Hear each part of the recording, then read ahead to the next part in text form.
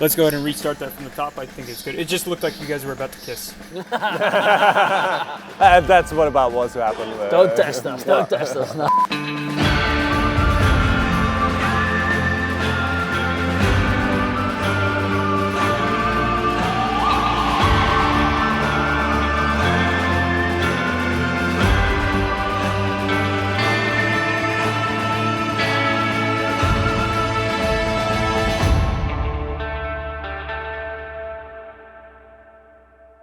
Hey guys, welcome to the channel. Today we have a special interview with Rick and Jonas from Rico Customs.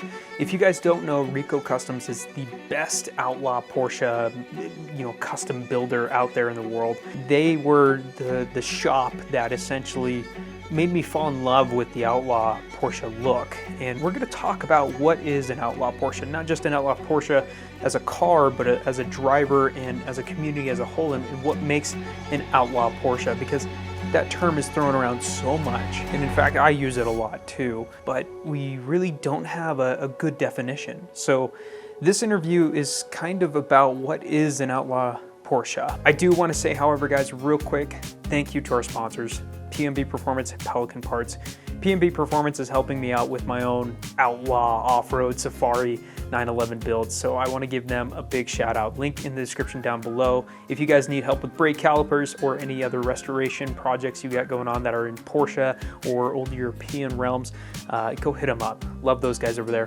And also Pelican Parts. Pelican Parts has stepped up to honestly help sponsor these episodes. So if you don't know, I went to Europe and was able to shoot for Porsche as well as the Sick Alps tour, but I was paying out of pocket to do all this. So Pelican Parts has chipped in and helped make these stories possible, so I want to give them a big shout out. What Pelican Parts does is they're an online retailer for all automotive parts you could need for your old European car. Whether you're restoring, modifying, or just upkeeping your car, Pelican Parts is awesome. And big shout out to the team over there. I know some of you guys watch the episode, so really appreciate that. Anyway guys, enough from me. Let's hear from Rick and Jonas about what is an Outlaw Porsche. So my name is Rick. Started Rico Customs a few years ago, just out of passion project and just for fun, and for the passion for these air-cooled cars. And throughout the years, met also a lot of cool people like Jonas and Mo, which really connected us together throughout that. My name is Jonas. I've basically been flipping cars in my early 20s in order to achieve getting a Porsche. And I also met Rick over Instagram a couple of years back, and yeah, we kind of hooked up because we were like-minded and have also similar story. And yeah, we've been working together on cars, which I really enjoy. What is an Outlaw Porsche? I think an Outlaw Porsche for everyone is different. I think you cannot just put a label on it. It's just the passion for these air-cooled cars and then just making them your own. I think that's basically it. Some like to just change a small thing, some just change the whole car. And basically I think the main thing is driving them as well. So an Outlaw Porsche is just, you gotta drive the car, trash it up the hills here and just go fast in them and enjoy them and don't hide them in a garage. I think that's the main thing, and whatever, you can do whatever you want with the car, just change things to it, modify it, lower it, put better suspension, tune the engine. It's just anything you can do. The main thing is just, I think, the people who own, in their opinion, an Outlaw is the people who will drive them and really drive them hard. I think. For me, I would describe it as a suit. If you're wearing the perfect suit, it makes you look good, it fits your body, and that's a bit the same with the car.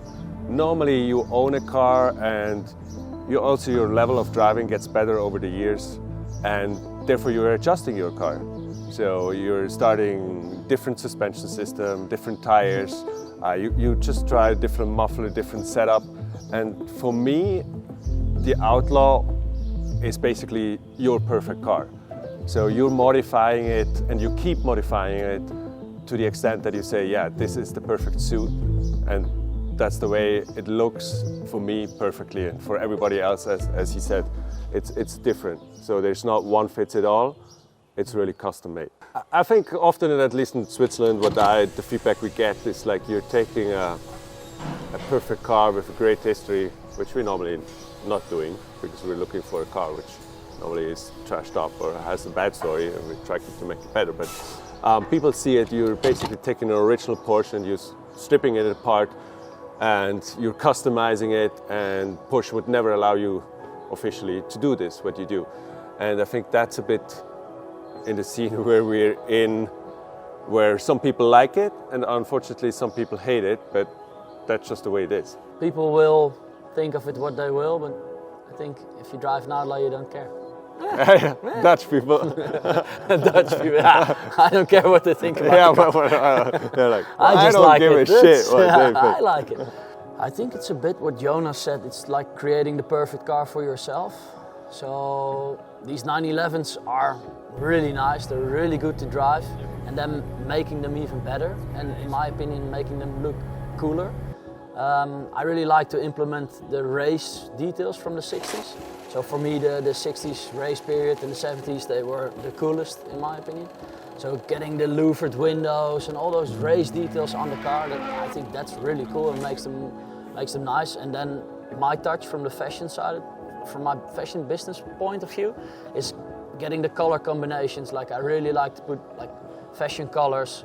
Now you've got these grey and earth tones that are really fashionable, so I really like to get the car in like a brown, grey color or those kind of things, and that for me makes it special, so you can implement your own inspiration, your own input, and yeah, make it your own and make it look really cool, like at least in my point of view.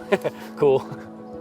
For me, it's basically such a car where you take it to the mountain, you take it to the racetrack, you drive there, you trash it up for like 3 days, and you still drive back home and you just clean it, wash it down, and it's basically ready to go again. I think that's for me like the perfect car where you can have fun in multiple areas, or you can also just have fun driving it to work.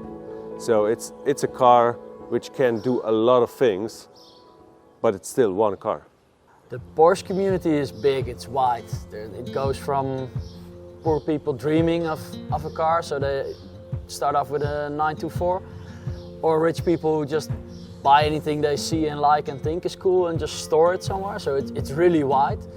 And I respect all of them, of course, but I think the Outlaw community really makes it special, yeah, at least for us, because it's just a group of like-minded people.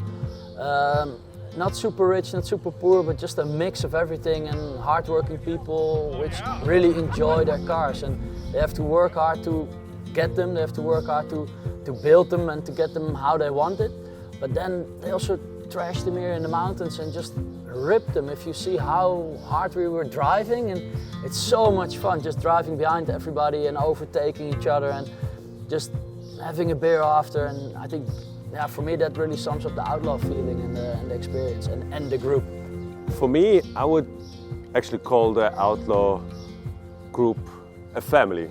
For me, it's really, most of the people also on this trip I haven't met before, but everybody has their own story, and you get together and you immediately click. And sometimes I question, and I don't know the answer why that is the case, but you see there's a lot of creative people here. Everybody has their own story, but the car somehow connects. And that's the fascinating thing, that you can talk the whole evening also about the off topic, so not about cars, and you just have a good evening and a good conversation, and you go back and your head is full of ideas, what you can do. And I think that's for me the community. So that you get together and you immediately have a good time from the first minute to the day you leave. I think what makes an Outlaw Porsche is the driver. So I think the driver chooses the car of his wishings and his likings and then turns it into an even better version of it as he wants it, and that I think makes the package complete. Amen? Amen. Yeah, definitely. I think also sometimes the word outlaw is a bit like overly done, to be honest.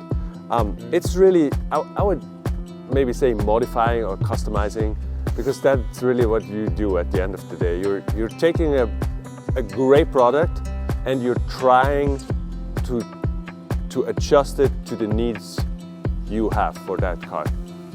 My experience in the outdoor community is also what Rick said. It's getting like-minded people together, but also for me it's been, to be honest, growing sort of in my heart. It's like you meet people and everybody's different and everybody has their own strengths. And by getting together and listen to their story and listen what they have achieved or what they have done to their car, it gets me creative. And I get back home and I have new ideas in my head what I can do next. Well, I couldn't sleep last night. Yeah, see? Yeah. Like so much things going on, like the experience and the people and the stories, and it's crazy. So I don't think you would want to be an outlaw. I think you are one and then you'll know it. I don't think you should want to be an outlaw or whatever you can call it. I think you'll be it and you'll feel it if you just, it's a passion. It's difficult to explain, I think. For me, it's like solving your own puzzle in life.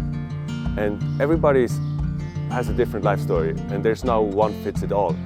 But for me, it's like finding in life what you love and finding how to solve your own puzzle in life. I am fairly well now, I am strong, I am goodbye, I'm a long way from home. I am an orchard at the start of spring, I am a mockingbird, I love to sing, and I'm gonna fly, I'm gonna fly.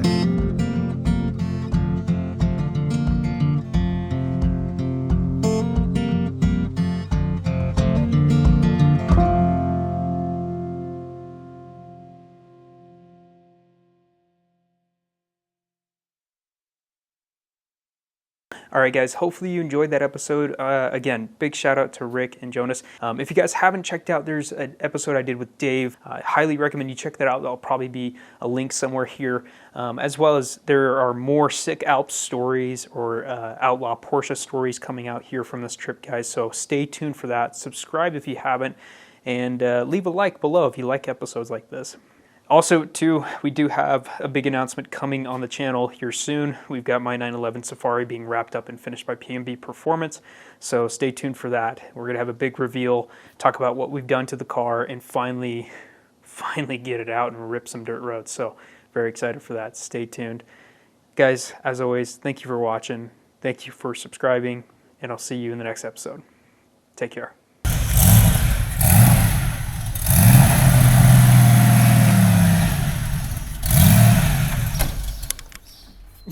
We can push it.